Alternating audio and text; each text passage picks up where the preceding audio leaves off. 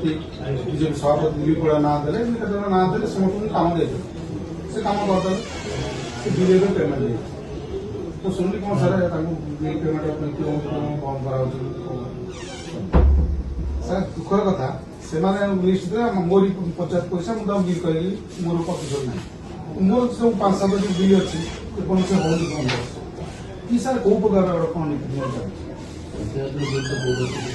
ନାଇଁ ସାର୍ ଆପଣଙ୍କ ଆସିବା କଥା କହିନି ଆପଣ ସେଇ ଡିରେକ୍ସନ ମୁଁ ଯେ କହୁଛନ୍ତି ଆମେ ବିଡିଓକୁ କୁହନ୍ତୁ ସେମାନେ ମୋରି ପଞ୍ଚାୟତ ଭବନ ସେମାନେ କାମ କଲେ ସେ ବିଲ୍ ନେଲେ କିନ୍ତୁ ମୋର ଯୋଉଟା ମୁଁ ଯୋଉଟା କରୁଛି ସେଇଟା ବନ୍ଦ କରାହଉଛି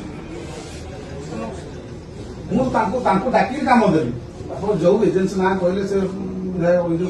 କହିଲେ ଭିଡ଼ିଓ କହିଲେ ମୋତେ ଦ୍ୱିତୀୟ ପାଇଁ ଏଇ ଲୋକ ଆପଣ ସେତେବେଳେ ଆଗକୁ ପ୍ରଧାନ କହୁଛି ଏବେ ସାର୍ ବିଲ୍ ହେଲା ବିଲ୍ ହେଇଗଲା କିନ୍ତୁ ମୋର ଯୋଉ କାମ 4-5ଟି ଜଟି ଅଛି ସେ ସାର୍ ବନ୍ଦ ହେଇକି ରହୁଛି ଦେଇକି ଯାଉନାହାନ୍ତି କାମ ହଉନି ମୁଁ ଆମ ବଜାର ପରେ ତ ମୁଁ ଦେଇଦେଲି ସବୁ କାମ ତମେ କଲ ବିଲ୍ ନେଲ ମୋର ଏଇଟାକୁ ବନ୍ଦ ରଖିଛ ଆଉ ଗୋଟେ କଥା ସାର୍ ଯାହା ରହୁଛି ଅନ୍ତର୍ଦେୟ ଗୃହ ଗ୍ରାମ ସଭାରେ ଆମକୁ କହିଥିଲେ ମାଂସ ବୋଲି କ୍ଷୀରି ନିହାତି ମାନଙ୍କର ମେସେଜ ଦେଲେ ତାଙ୍କର ଆପଣ ଇନକ୍ୱାରି କରି ଦିଅନ୍ତୁ ତାର କିଛି ନାହିଁ ସେ ଏବେ ଯାଇ ଆମର କିଛି ଇନକ୍ୱାରି କରୁଥିଲେ ତା ଦେହରେ ବୋଧେ ଅଧାରୁ ଅଧିକା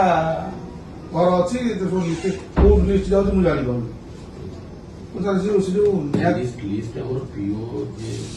ଗୋଟେ ଗ୍ରୁପ ହେଇଥିଲା ସେଠି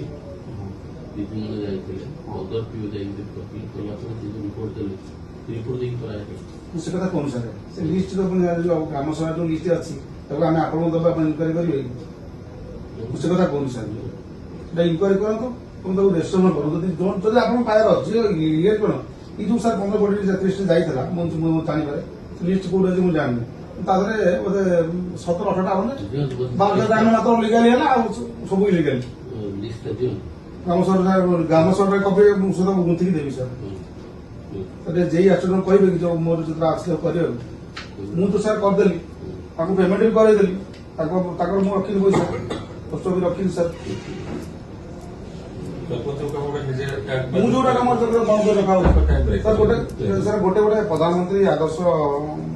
କହୁଥିଲି ଫାଇଲ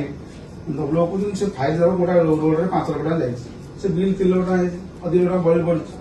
ସେମାନେ ଯେଇ ଆଚରଣ ଲେଖିଦେବେ ସେ ଆଉ ନୂଆ ପ୍ରୋଜେକ୍ଟ ଆଗରେ ଦେବେ ସେ କଥା ସାର୍ ହେଇପାରୁନି 2 ଲକ୍ଷ ସାର୍ ବଳିଲା ତା ଏଗ୍ରିଷ୍ଟ ଆଉ ଡିଟେଲ ପାସ୍ ହେଇଯିବ କାମ ବି ହେଇଯିବ ସେ ପଇସା ରିଜେକ୍ଟ ହେବ ସାର୍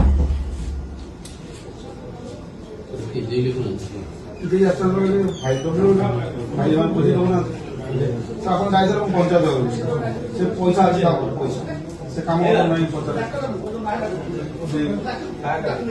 ଆପଣ ଯୋଉ ବସିଥିଲେ ଆପଣ କହିଲେ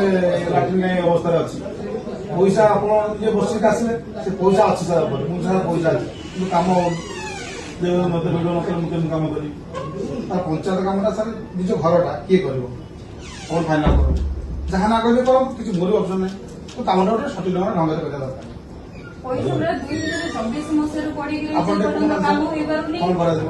ଲକ୍ଷ ଲକ୍ଷ ଟଙ୍କା ପଞ୍ଚାୟତରେ ପଇସା ପଡିକି ରହିଛି ସେଟା କଣ କାମ ହେଇପାରୁନି ଯୋଉଠି କାମ ହଉଛି ସେଟା ବିଲ୍ ପଡିକି ରହୁଛି 6 ମାସ ଲେଖା ଏଇଟା କଣ ଡେଭଲପମେଣ୍ଟ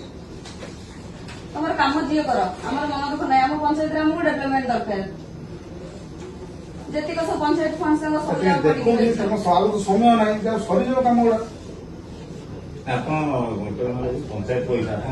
କହିକି କାମ କରେଇ ଦଉନାହାନ୍ତି କରିବୁ ସେ କଥା କରେଇଦେଲେ ଯିଏ କଣ କିଛି ନାହିଁ କାମ ହେଇଯାଉଛି ଆମର ଗୋଟେ କଲ୍ୟାଣ ମଣ୍ଡପ ବିଲ୍ ପାଇଁ ବୋଧେ ମୁଁ ଆସିଥିଲି 29 ତାରିଖ ଦିନ ମୋବାଇଲ କଣ ଅଫିସ ନା ଏଟା କଣ ହେଇପାରିବ ପବ୍ଲିକ କରିପାରିବେ